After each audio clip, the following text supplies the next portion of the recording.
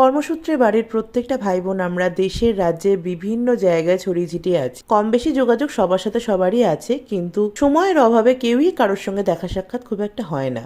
বাড়িতে যখন কোনো অনুষ্ঠান হয়, পূজা পার্বণ হয়, তখন সব ভাই বোনেরা যখন এক জায়গায় হই, সেই কটা দিন বাড়িতে যেন একটা উৎসব চলে। আমার জন্মের বহু আগে থাকতেই দেখেছি জন্মাষ্টমীতে আমাদের বাড়িতে বড় করে পুজো হয়। বাড়িতে রাধা মাধব প্রতিষ্ঠিত আছেন, তো সেই পুজোয় আমরা যেখানেই থাকি এক জায়গায় হওয়ার চেষ্টা করি। প্রত্যেকেই আমরা গ্রামের বাড়িতে এসে হাজির হই, আর পুজোর পরের দিন চলে আমাদের জোর তোর খাওয়া দাওয়া। বাড়িতে নিজে যতই ভালো মন্দ রান্না করি না কেন, এই খাবারের স্বাদই আলাদা। মেনু ছিল খুব সিম্পল আর অনবদ্য। গরম ভাতে বেগুনি, ধনেপাতার পকোড়া আর ছোলার ডাল, সঙ্গে ছিল মাছের মাথা দিয়ে পাঁচমিশালি সবজি, যেটা খেতে দুর্দান্ত ছিল।